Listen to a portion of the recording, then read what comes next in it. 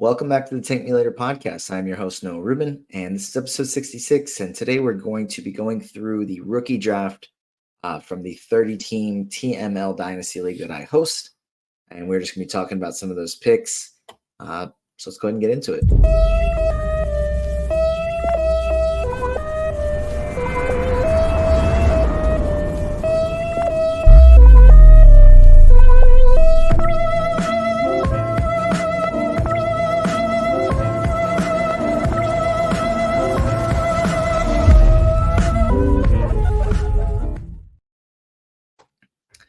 All right, so I'm going to go ahead and put it up on the screen so that anybody that's watching can follow along with me as I talk about some of the picks. This is just in a slideshow. The Fantrax draft board would not fit on the screen. It would be very impractical to use just because it's 2 rounds and 30 picks. So it's just, this looks prettier. It's easier to read everything as opposed to having to continue to scroll back and forth just to look at a Fantrax board. So this is picks 1 through 10 up on the screen. And, just before I start reading them, in case you're listening and can't see them right now, just keep in mind a few things. There were a couple of auto picks, one early on. We just kept it rolling because it's an actual league. It wasn't a mock. If you miss your 8-hour clock and didn't set a queue, I'm sorry. Yeah. So we'll see. And then other than that, I think at times real life draft spot did impact rookie landing spot a little bit. At times it didn't. So it's pretty interesting draft. You won't be able to see who made each pick from the league, which, sometimes impacts where players were picked, because this is 30-team league. Most everything's pretty standard 9-cat, but you start 5 players and it's all flex spots, so whatever position you want. So it's not like, some teams needed help at center, so you go with the center. It might be, hey, this is the way this team is built to punt X categories. So that's why they went with this player, because it fits. So I guess keep that in mind a little bit. Impacts it a little bit, but shouldn't have a big impact overall. But yeah, so 1, Alex Sarr, 2, Donovan Clingan, 3, Reed Shepard, 4, Zach Edey, 5, Ron Holland, 6, Bub Carrington, 7, Dalton Connect, 8, Stephon Castle, 9, Rob Dillingham, and 10 was the auto pick. And because of Fantrax's board, it was Bronny James. So that stinks. But we won't dive into analysis on Bronny James. You can get enough of that literally anywhere else.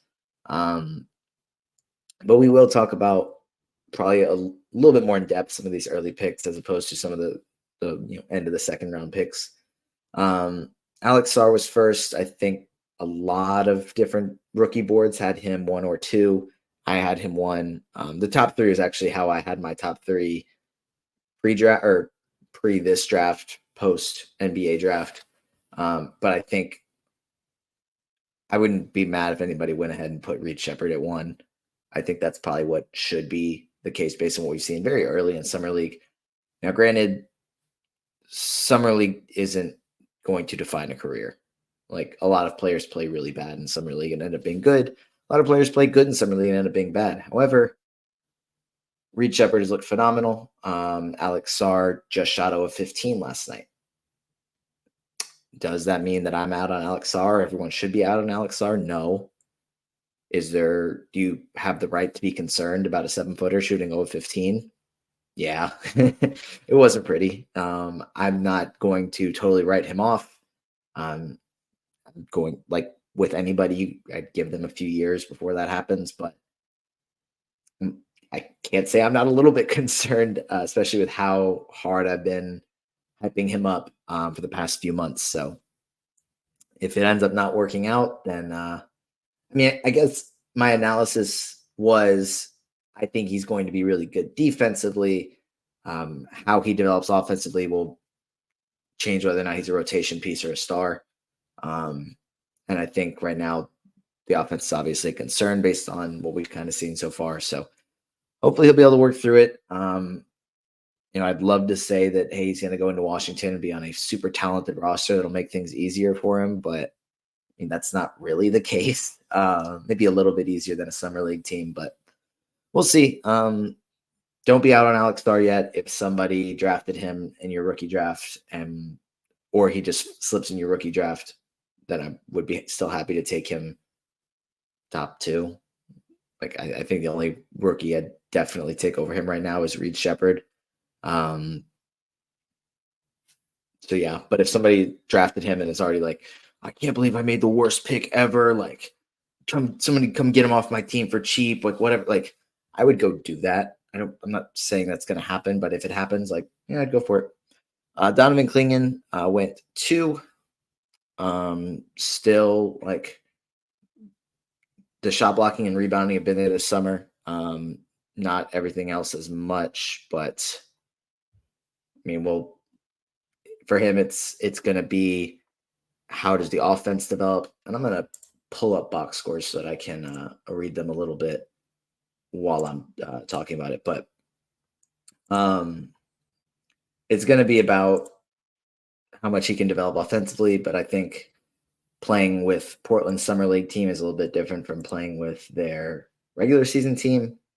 So hopefully Scoot Henderson's continuing to develop and they'll be able to be a fun pick and roll duo for a while. But yeah, so far he has through 3 games a total of 37 rebounds, so 12.3 rebounds per game.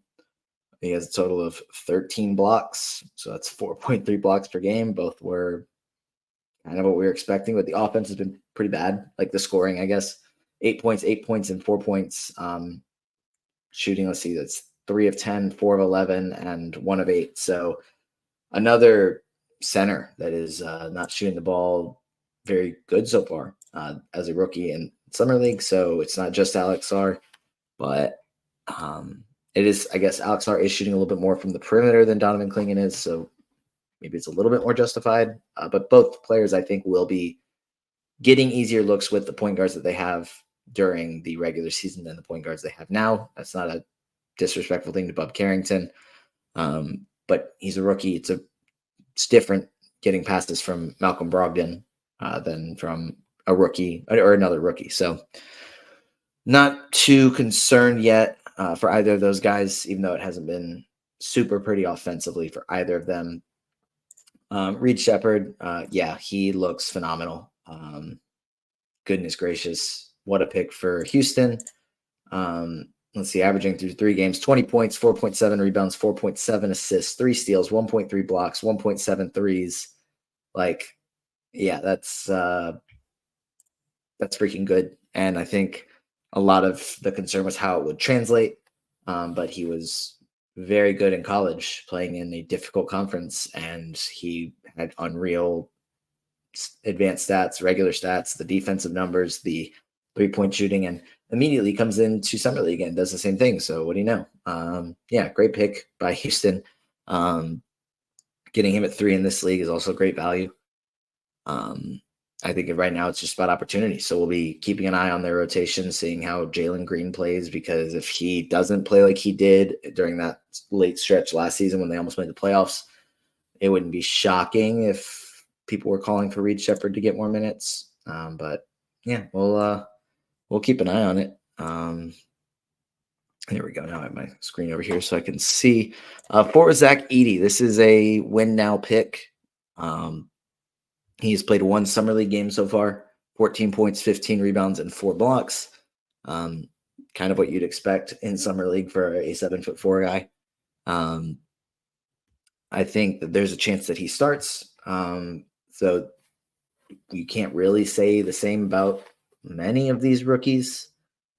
I'm trying to think off the top of my head. I think he's the only one that I would say feels like a safe starter, unless I'm totally just blanking on something and I'll see it on the next slide. But on this first slide worth of picks, I guess I'd assume that Alex Sarr starts. But we'll see. So I guess it would be those 2. Yeah. Yeah, Edey will contribute from day one. I don't know how much scoring he'll do as a rookie, but the rebounds and blocks, and he should shoot at a high percentage. All that'll be there. That'll be great.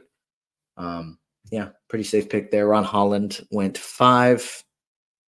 I had him top 5 in my board, so that's fine.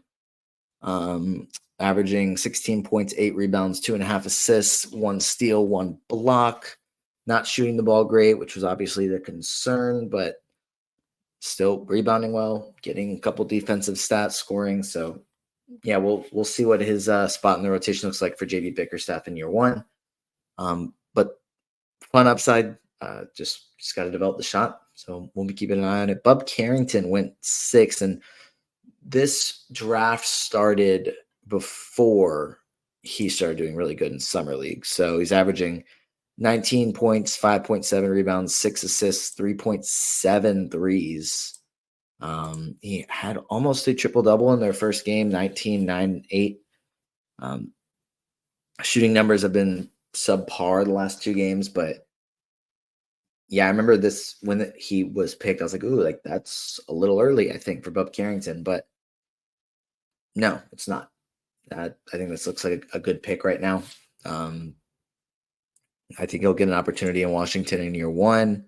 I think this is a case of, I was saying at the beginning, sometimes real life draft position impacts how we draft in fantasy, and like I'm guilty of it as well. So like I was like, I don't know if I want to take Bub Carrington this early, but looks good so far. So yeah, I think we'll see what other moves Washington makes either this summer / by the trade deadline, because that'll give him more or less minutes. Dalton Connect went 7. He's averaging 17.6 points, 4.4 rebounds, 2.4 assists, 1.6 steals, 2.2 threes. Just like all the other rookies, he's shooting below 40% from the field. I think it's also like, I guess going back to Reed Shepherd, he's playing with Cam Whitmore, so that's why he's shooting 49% from the field. So that's a little bit better. It makes it a little easier when you look at the Lakers. Like, sure, maybe some teams in summer league are like, it makes me mad how much attention Bronny James gets, and I'm going to take that matchup very seriously. But like the rest of their summer league team, a couple. So just looking at the roster, like Maxwell Lewis, that's another, like, a guy. Moses Brown, Trent Forrest, Colin Castleton.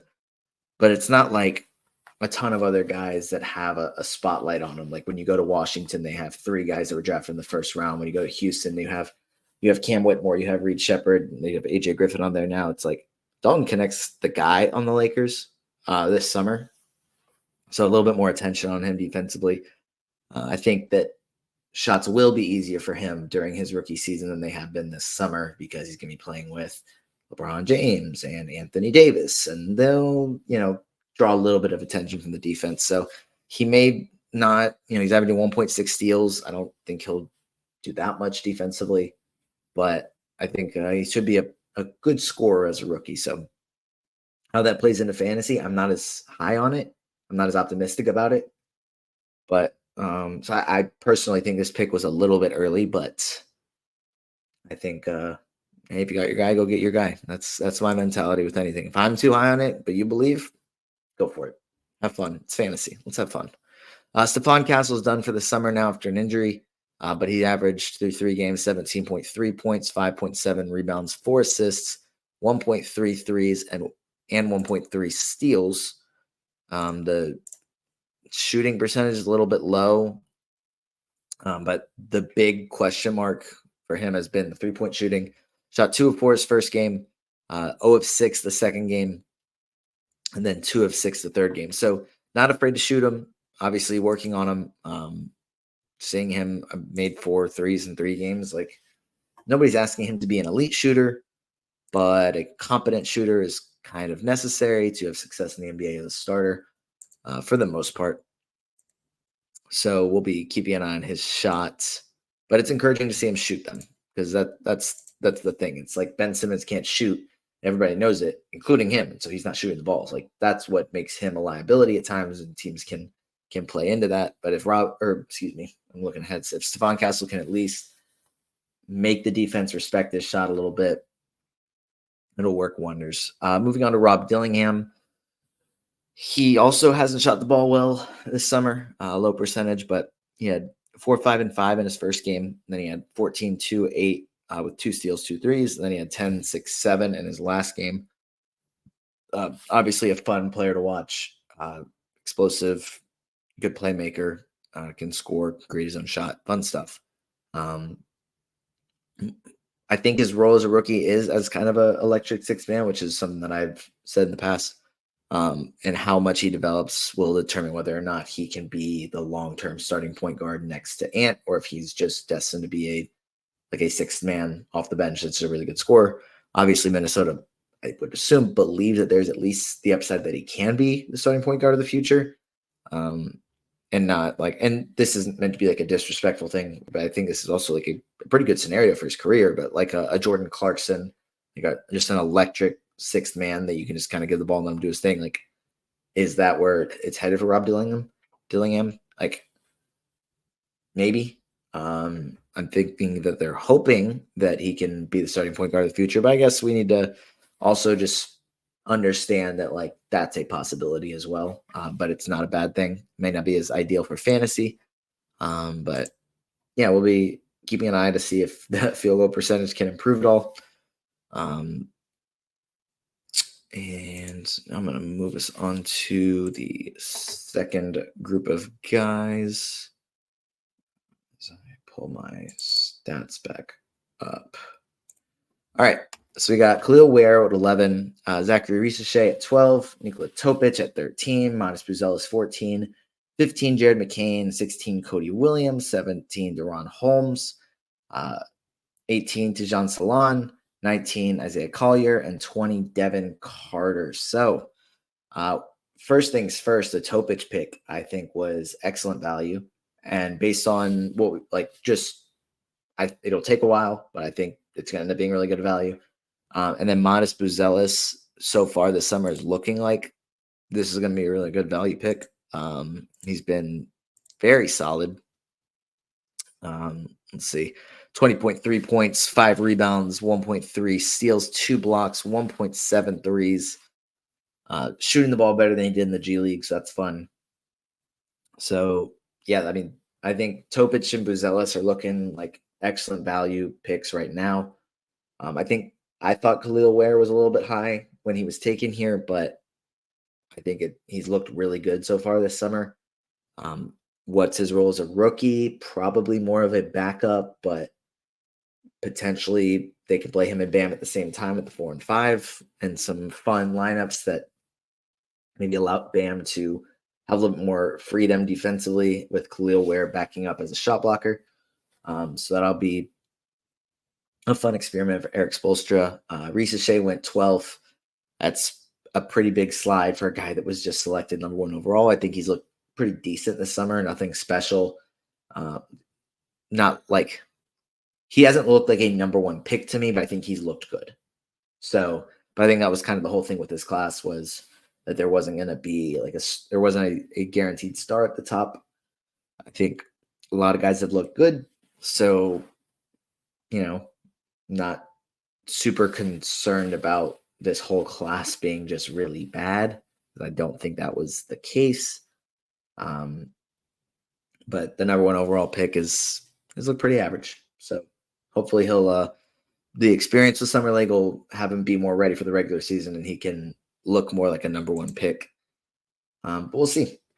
Jared McCain at 15, he had a good start, and now it's just been kind of So overall this summer, averaging 12 points, 5.5 rebounds, 2 assists, 1.2 steals, 1.5 threes, shooting 27.5% from the floor.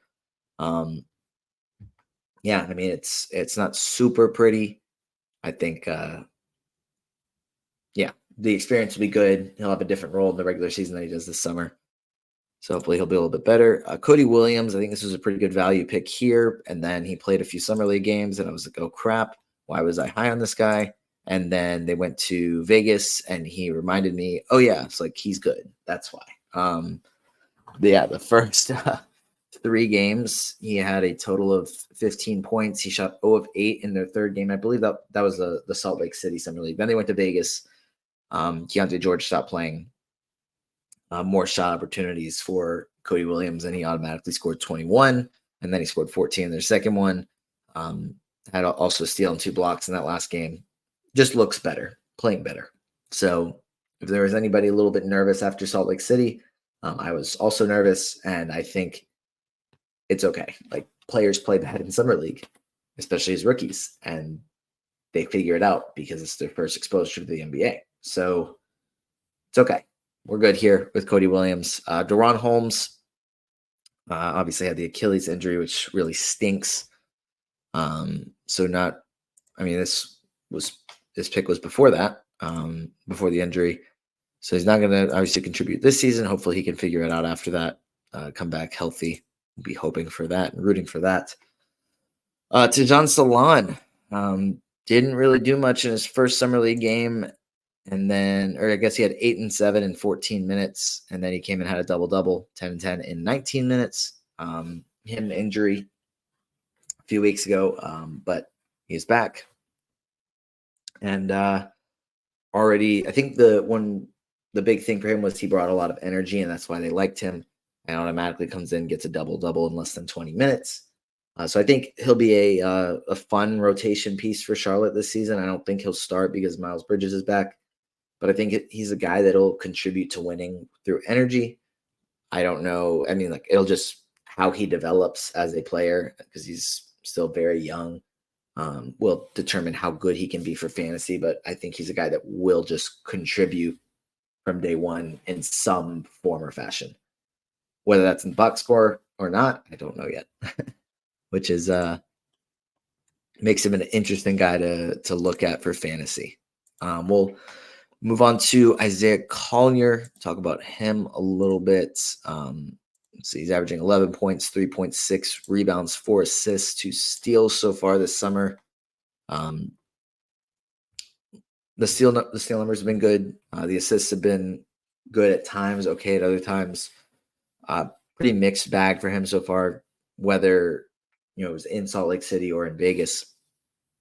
Has been pretty consistent. So taking Keontae George out of the equation hasn't given him a nice boost or anything like that. But I think he's played pretty well for a guy that fell to the end of the first round. Like, most guys that are picked at 29 aren't playing as well as Isaiah Collier is. But I mean, he slipped to the end of the first round. It wasn't that he was supposed to go that late. Like, preseason, he was supposed to be one of the top picks, and then didn't have a great season. So still a very talented player. I said at the time, it was a great pick for Utah. That's why he went 19 in this draft after going 29th in the NBA draft. So we'll be, again, just hoping to see him get more run this summer, because I don't know how much he'll play as a rookie due to how many other guards they have before they pull the plug. Of course, if Utah once again pulls the plug after the trade deadline, decides that they're going to rebuild, and there's minutes for Isaiah Collier. 20th, Devin Carter, another guy injured that we probably won't see for a while. I don't remember the exact diagnosis for him, but it's going to be a while before we see him play. But should be able to contribute to the Kings early on. And I'm going to move on to 21 through 30. So we've got, going back to my stats. Pick 21, Jacoby Walter. Then we have Yves Missi, Dylan Jones, Kyle Filipowski, Ryan Dunn at 25. Then we have Tyler Smith, Cam Christie, Terrence Shannon, Jalen Tyson, and Jonathan Mogbo. Yeah, the Walter pick, I think, was a little bit early for me. I was like high on him earlier on in the process, and then just like slowly fell down my draft board. He's averaging 8.5 points, 3.5 rebounds, 2 assists, and a 3 so far this summer. Not ideal. Yves Missi has also been a little bit disappointing this summer, based on the numbers I've seen. Through 3 games, 7 points, 4.3 rebounds, 1.3 blocks, shooting 39% from the floor. His thing was that he was going to be a good athletic rim runner, and he's like not rebounding the ball well, and he's not shooting a high percentage. So makes those were supposed to be some of his strengths in fantasy. So it's a little bit disappointing so far. Dylan Jones has had a solid summer. The shooting percentage hasn't been super consistent, but he did have the one game where he had 21 on 7 of 8 shooting with 7 boards, 4 assists, and 3 threes. Other than that, the numbers have been pretty up and down as far as the shooting, but the rebounds and assists have been pretty consistently solid. So I think he's an older rookie, so he should be able to contribute a little bit early on, in comparison, a little bit more. But I think the after he had the 21-point game, it was like, oh, like this guy is, because I remember this pick I think was made right around that time. Because I guess it was a little over a week ago, and I remember trying or thinking like, I probably need to try and trade in here and try and grab Dylan Jones, but then he went pretty shortly after. I was like, yeah, good pick. Kyle Filipowski went 24th. After being drafted in the second round. So far this summer, in 19 minutes, he's averaging 5.8 points, 5 rebounds, 1.4 assists, shooting 36.4% from the floor. Not ideal, not great. More experience this summer should help. And then we have Ryan Dunn went 25th. Not as many defensive stats this summer as I was hoping for. I guess he's played 2 games. There was a bunch in the first game and then none in this last game, which is a little bit disappointing. And then the offense hasn't really been there at all, which was obviously a big question mark for him. So his bread and butter in fantasy is going to be the defensive numbers. I was hoping that he would, have worked on his shot enough that he could maybe give us a couple threes, a couple catch and shoot threes, but not yet. Still hoping. Tyler Smith went 26th in this draft. So far this summer, he's averaging 8.6 rebounds, 1 assist, 1.3 blocks, shooting 45% from the floor. It's better than a lot of rookies. I don't know how many minutes will be there for him during his first season, but he'll be worth keeping an eye on. Terrence Shannon has looked good in Summer League. He had the big game. I'm going to pull that up. So he's averaging 17.7 points, 3.7 rebounds, 1.3 assists, 1 steal, 1.7 blocks this summer. But he did have the 25-point game to, kick off the summer. And then he had a 19-point game. And then he had only a 9-point game, but he only took 5 shots. Just didn't shoot the ball as much, didn't get as many looks. So he's looked really good this summer. A guy that was dominant in college basketball, and he's 24 years old. So he should look good this summer. How much he plays for Minnesota as a rookie, not sure. I would assume that they drafted him in the hopes that he can at least be part of the rotation during year one. Not as high of an upside guy, but if he can hoop and they'll use him, then maybe it'll work.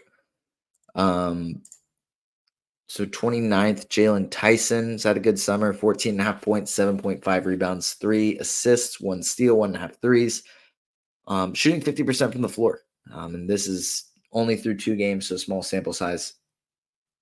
I think his role is going to be a little bit different during the regular season for them than it is this summer. But still encouraging to see him play well. If I'm remembering correctly off the top of my head, he was also a good rebounder in college. So that is translating. I don't need to say off the top of my head. I have a computer in front of me to verify that. 6.1 rebounds per game at Texas Tech and 6.8 rebounds per game in his last season at Cal. So yes, pretty good rebounder in college for a wing. That's translating. So that bodes well for fantasy if you're able to also step into the NBA and rebound well. That's a good thing. And then wrapping out the first round, Jonathan Mogbo, who hasn't been great this summer, hasn't played much, only 13 minutes per game, 3.5 points, 3.5 rebounds, 2 assists. Still a high upside pick. I know he was ranked higher on a lot of boards post-draft than 30. So he definitely slipped a little bit in this. But I think that goes back to what I was saying about real life draft position versus actual fantasy value. So that was the first round of picks. We will, I guess, kind of go through this next part a little bit quicker. So Kaishan George, great value right there. He went 31, first rounder. I'm not going to go through all the numbers for all these guys for the sake of time, but I'm not a huge Kaishan George guy, but I think it was pretty good value. And matter of fact, before I start reading through, I'm going to get my handy dandy pronunciation guide and just make sure that I'm saying everything correctly, because that was tweeted out and I've been referencing it a lot. So I should be able to say everything correctly. So Pacome Dadier went 32 to the Knicks. Baylor Shireman went 33 to the Celtics. Or excuse me, went 33. I'm saying to the Knicks, to the Celtics.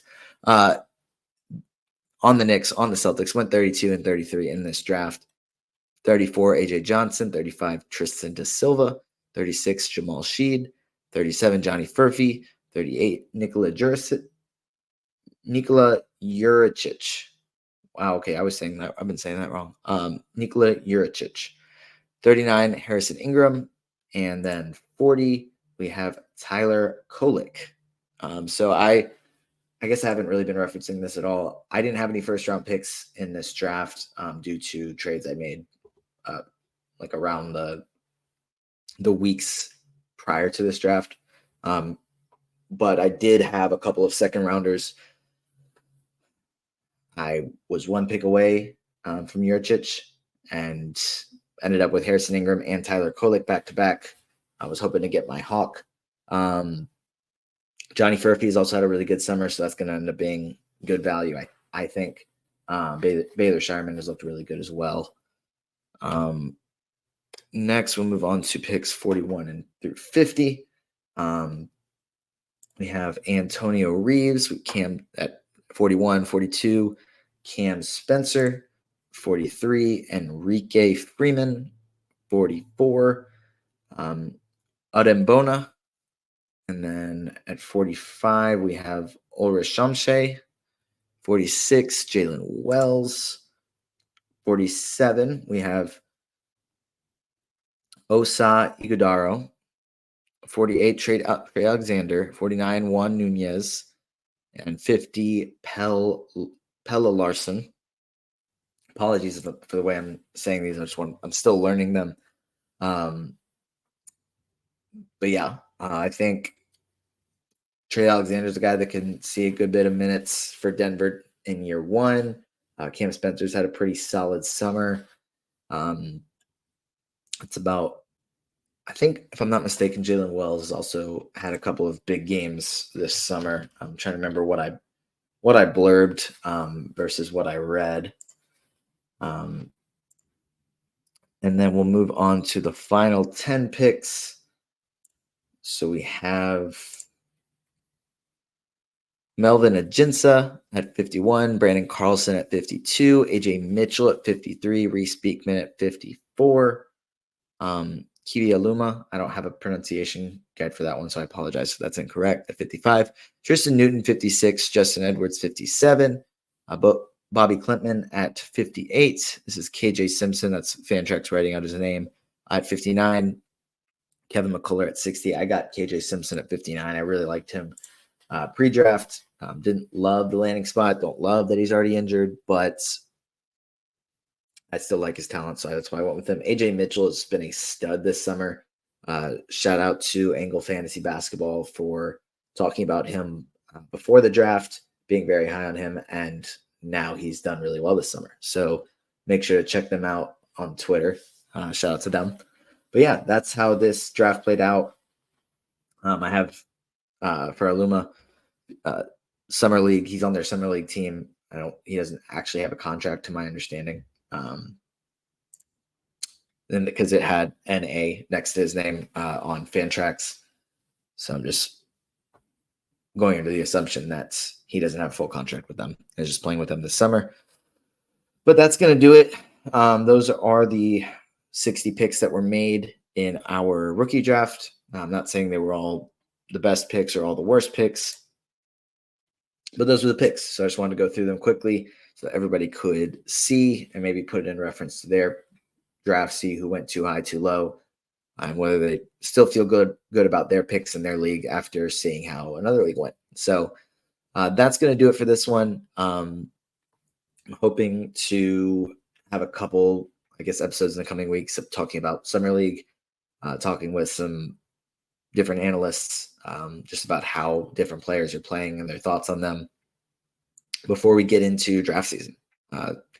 So I'm sure there will be a lot of mock drafts and startup drafts that we talk about and go through on this. But when we get to those, it'll be a lot of fun. A lot of exciting picks to be made after a fun summer. So that's going to do it for this one. Thank you for listening, and I will see you next time.